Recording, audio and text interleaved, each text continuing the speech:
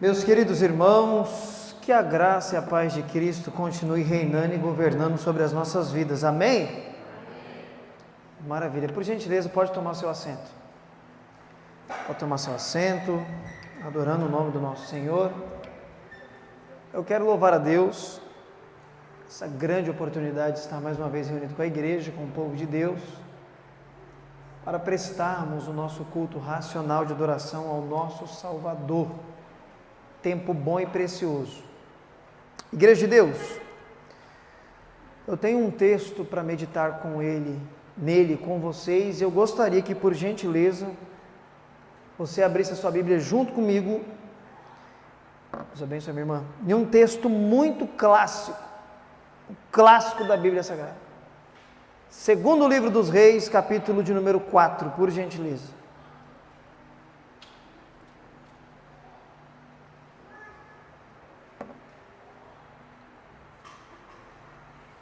Segundo livro dos Reis, capítulo de número 4. Caso você esteja com dificuldade para localizar, já está aqui atrás o texto.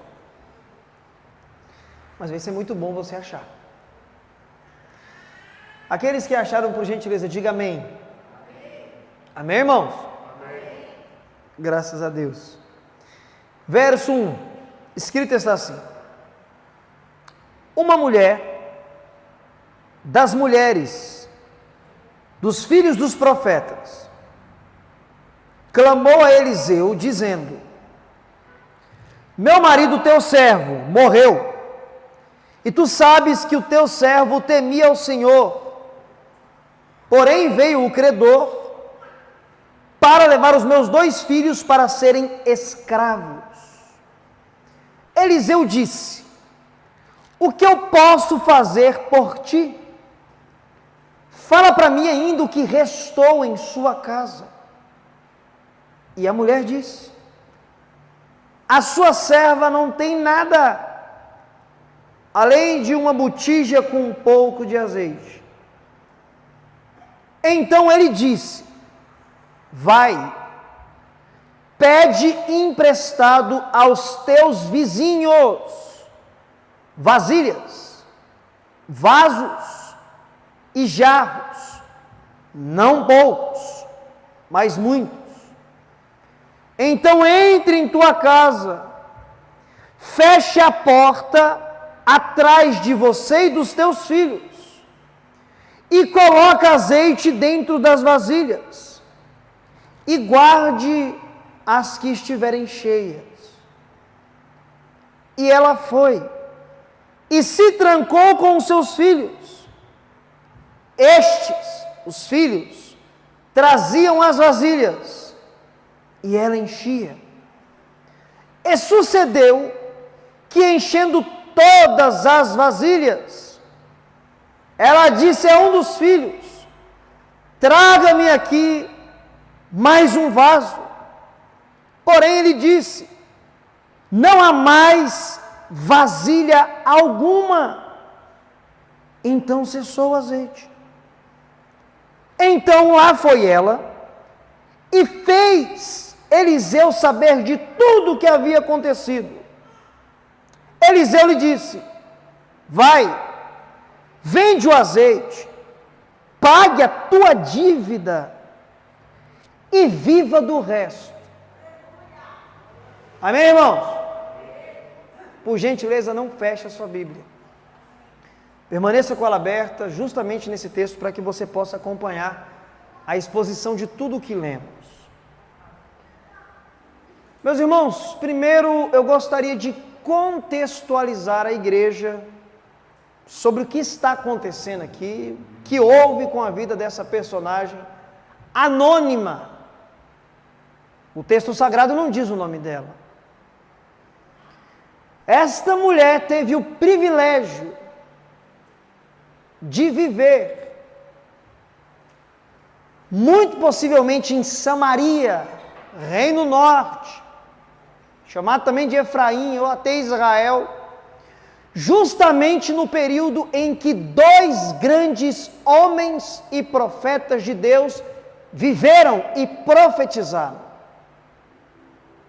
Elias e Eliseu. no contexto em que a trama, a história dela acontece, Elias já não estava mais entre os homens. Deus havia o levado. Eliseu é o profeta em seu lugar. E há tantas verdades a serem extraídas e observadas e aprendidas, à luz do que é relatado aqui, da vida dela e da situação dela, que transcende o seu contexto e chega aos dias de nós.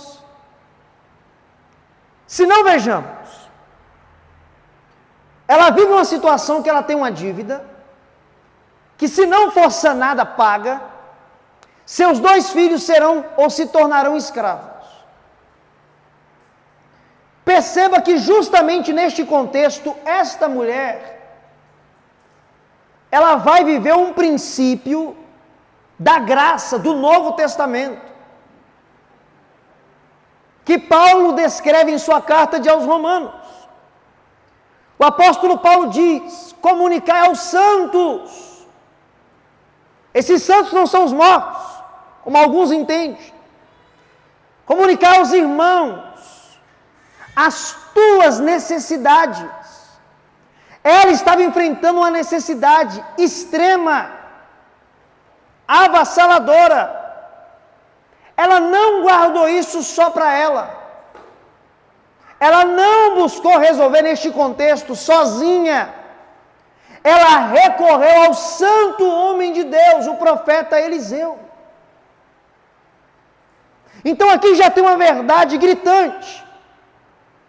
Em momentos de situações adversas, não é vergonhoso, não é constrangedor, é bíblico você buscar ajuda com a igreja, com os santos, com seus irmãos e suas irmãs em Cristo Jesus. E é o que ela faz. Ela bateu na porta certa. Quando ela chega até o profeta, ela diz: o meu marido, teu servo. E aqui é curioso que abre margem de especulação para tentar entender quem era o marido dessa mulher. Há 2 possibilidades. A primeira possibilidade é que o marido desta mulher, possivelmente, hipoteticamente, seria Obadias, citado em 1 Reis, capítulo 18. O mesmo que escondia os profetas na caverna para não serem assassinados, trucidados, pela fúria de Jezabel e Acabe. E não só escondia, também ele sustentava, bancava, alimentava esses homens. Daí, hipoteticamente, surgiu a tal dívida, que ela precisa pagar. Esta é uma possibilidade.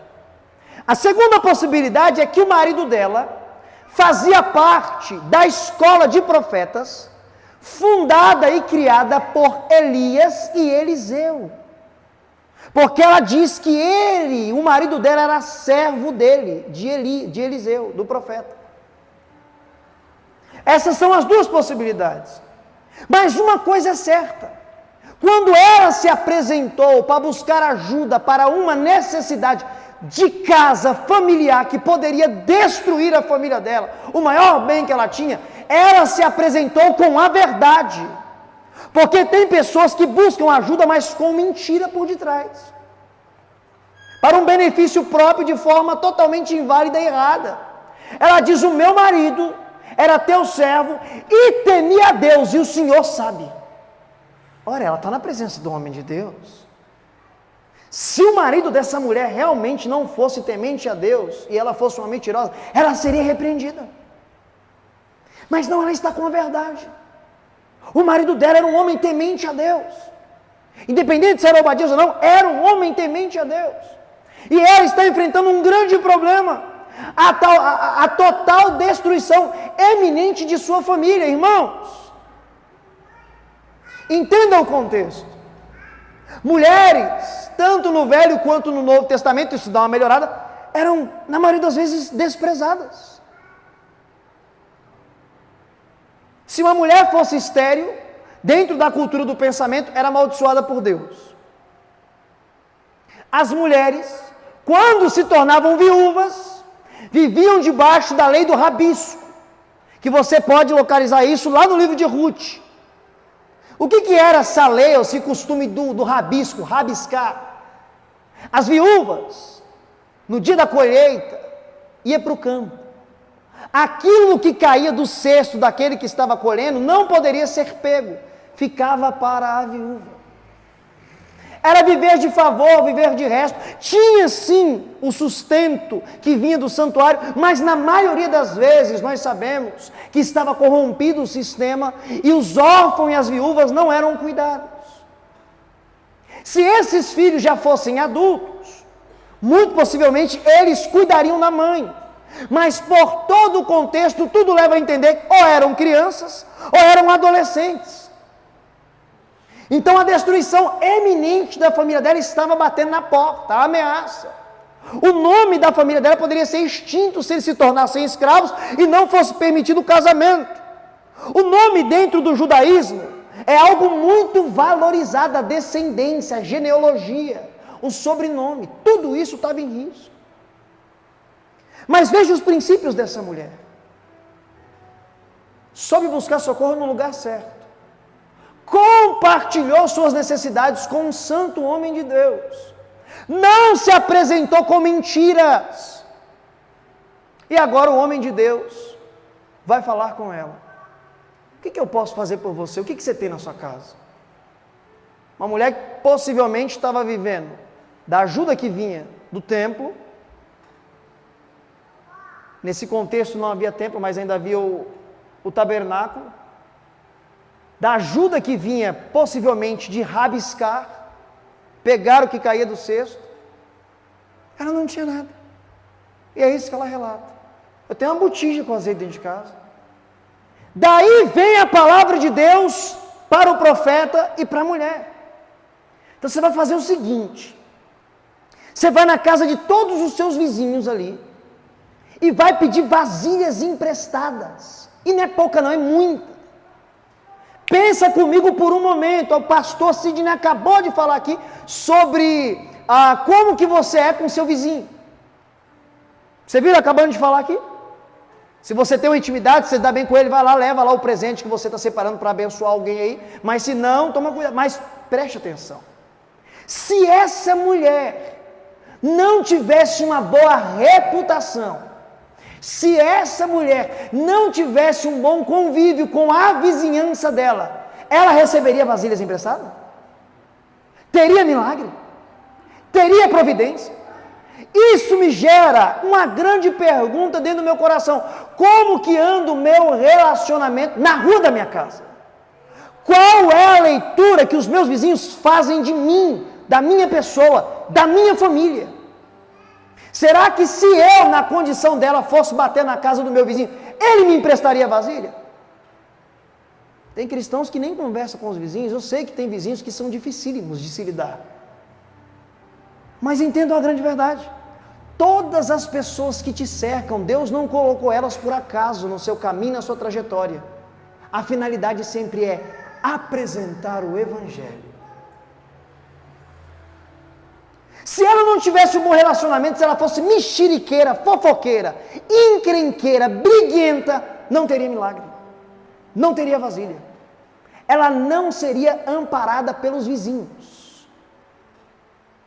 Mas o texto nos mostra que ela consegue as vasilhas. Tudo leva a entender que ela tinha uma boa relação com os seus vizinhos, tinha uma boa reputação. Algo muito curioso também acontece aqui.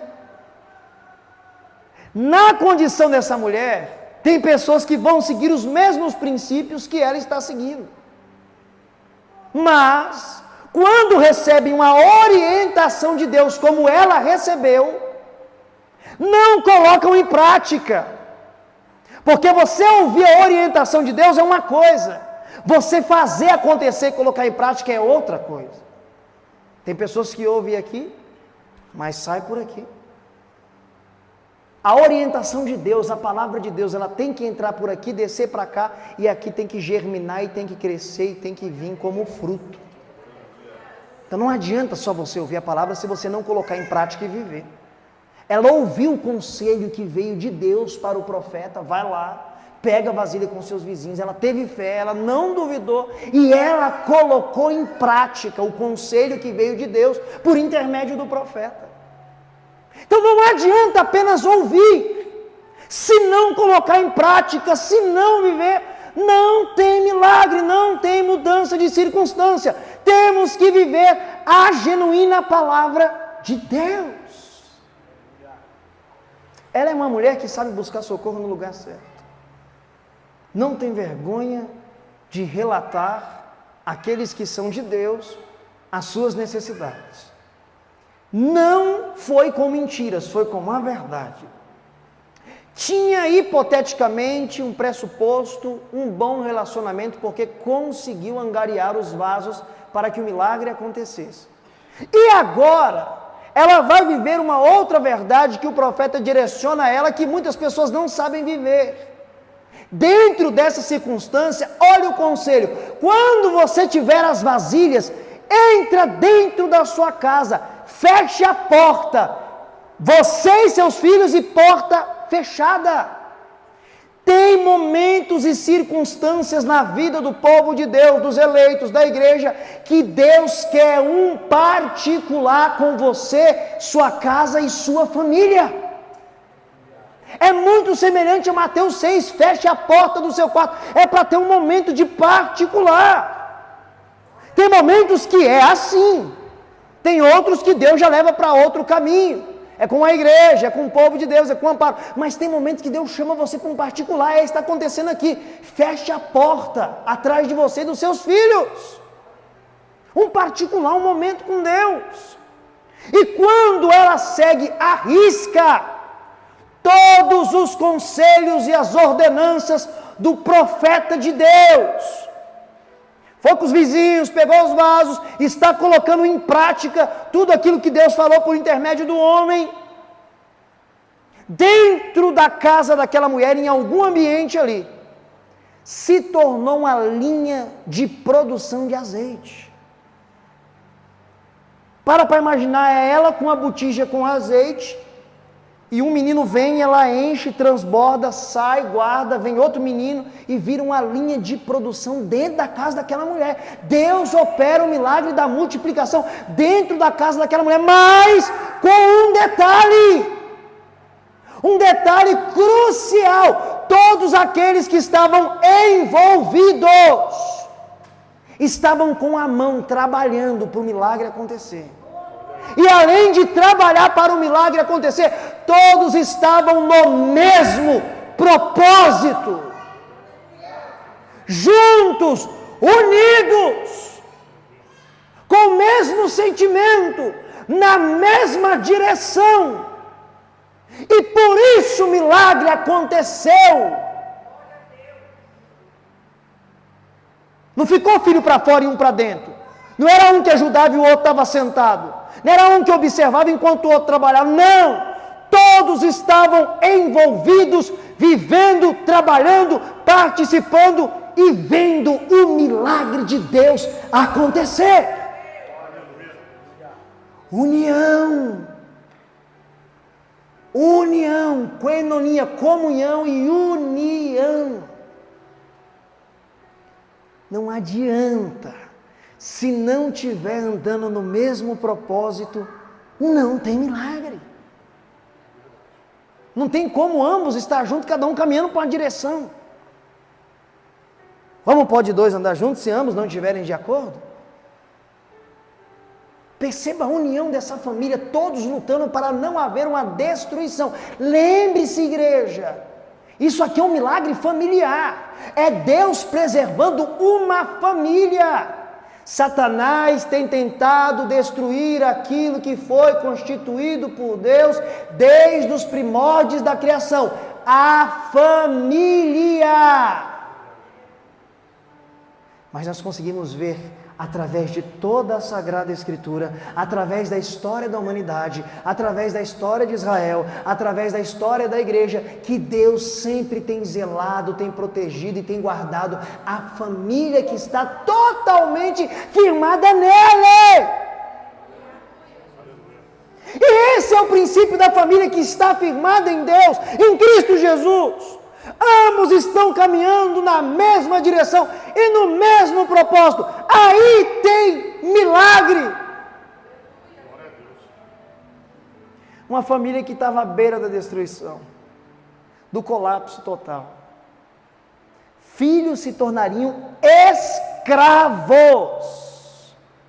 Perder a liberdade, trabalhar apenas para se alimentar e ter um lugar coberto para dormir. Essa mãe não se ajoelhou perante a adversidade e deixou a família dela sucumbir e ser destruída, não. Ela se levantou na fé para lutar pelo bem mais precioso que Deus tinha dado para ela, a família dela. O bem mais precioso que Deus pode te dar nessa terra não é ouro nem prata. É justamente as pessoas que estão ao seu lado, a sua família. Seus filhos, sua esposa, seu marido, a igreja. Somos ou não uma família? É o bem mais precioso que nós temos na terra dos homens. E a história que começa de forma trágica, que tudo estava descrito para um final lamentável, uma mulher sozinha, desamparada com os filhos na escravidão, sem marido, se não casasse novamente, viveria de favor, de ajuda que vinha muitas vezes de um sacerdócio corrompido, ou daquilo que ela poderia recolher nos campos. Ela tem história totalmente mudada. Quando o milagre acontece, e Deus é extraordinário, tem circunstâncias que Deus faz o milagre exceder. Você vai receber até para distribuir. Mas aqui nesse contexto aqui, teve um momento que cessou, mas cessou quando foi o suficiente para ela sanar a dívida dela e viver do resto. Deus não demora para operar na vida de ninguém. Existe negócio aí, Deus tarda, mas não falha. Isso é um jargão falido mentiroso. Tem negócio de Deus tarda, mas não falha. Deus, ele age na hora certa e na proporção certa, exato, porque ele é Deus. E ele é soberano. Ele age na hora certa e com a proporção certa. Cessou o azeite, primeira coisa que ela foi o quê? Ter gratidão pelo homem de Deus. Foi pelo menos avisar para ele o que aconteceu, né? Dar uma satisfação. Olha, profeta, do jeito que você falou, aconteceu, as botijas estão cheias, maravilha. Então vai, vende, paga a sua dívida e vive do resto. Você imagina a cara do credor batendo na porta dessa mulher para levar os 2 filhos, e ela pagando tudo que ela devia para ele, e a porta se fechando na cara do inimigo que queria destruir a família dela. A mulher que deu a volta por cima porque ela teve fé. Ela decidiu lutar pelo bem mais precioso que Deus deu para ela, a família dela. Ela viveu princípios maravilhosos a serem observados e colocados em prática. Oxalá que eu e você possamos colocar tudo isso que essa mulher viveu em prática, no nosso lar, na nossa família, no nosso dia a dia, quando a adversidade vir e chegar. Porque como eu preguei naquele dia, eu torno a repetir, o dia mau, a adversidade, ela chega e chega para todos. E quando chega, todos nós somos iguais. Não tem dinheiro, não tem status social, não tem cargo eclesiástico. Todos somos iguais. A diferença é como que você vai passar essa adversidade. Murmurando, angustiado, triste, questionando, ou tendo fé, confiando e levantando para lutar no poder do Espírito Santo. Aleluia. Se você vai lutar nesse dia mau, através do poder do Espírito Santo, eu tenho convicção que você vai fazer isso, se coloca de pé em nome de Jesus, que eu quero orar pela sua vida. Quero orar pela sua casa, quero orar pela sua família, pelo bem maravilhoso e precioso que Deus te deu. Meus queridos irmãos, tem alguém no nosso meio essa noite, que nos visita, participa do culto. Talvez você ainda não confessou Jesus como seu Salvador publicamente. E hoje você quer levantar as suas mãos para os céus e confessar perante os homens e as mulheres: Jesus é o Senhor da minha vida. Tem alguém essa noite que quer confessar Jesus como seu Salvador? Tem? A senhora quer se entregar para Cristo? Então vem aqui em nome de Jesus, que eu quero orar pela sua vida. Glória a Deus, aleluia. Bendito seja o nome do Senhor Jesus Cristo pela sua vida. Eu fico muito feliz, eu louvo muito a Deus. Quando eu observo, eu vejo uma mulher, um homem se render aos pés de Jesus Cristo. Porque a minha Bíblia me ensina, minha irmã, que o único que pode fazer isso ser gerado no seu coração não é homem, não é carne. Quem convence o homem é a mulher do pecado, da justiça, do juízo, e que Jesus é o Salvador é o Espírito Santo. Foi Ele que foi em direção ao seu coração e te convenceu que Jesus Cristo é o Senhor da sua vida e que você necessita dEle. E o mais extraordinário é que através da sua confissão pública e da confissão do seu coração, Jesus vai perdoar todos os seus pecados. Aleluia. E hoje eu posso te garantir que tem um lugar na eternidade guardado para você, minha irmã. Glória a Deus. Louvado seja Deus. Meus irmãos, tem mais alguém no nosso meio essa noite que quer se entregar publicamente para Jesus? Você quer confessar Jesus como seu Senhor? Levante a sua mão, vem aqui que eu quero orar pela sua vida. Ou talvez tenha alguém, talvez você se afastou, não compete a mim a ninguém saber o que eu estou entre você e Deus. Mas me compete essa noite falar para você, você quer se reconciliar com o Salvador? Vem aqui.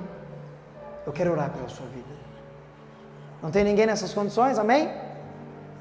Então vamos orar, irmãos. Vamos orar pela nossa irmã que essa noite publicamente confessa o Senhor Jesus como Salvador da vida dela.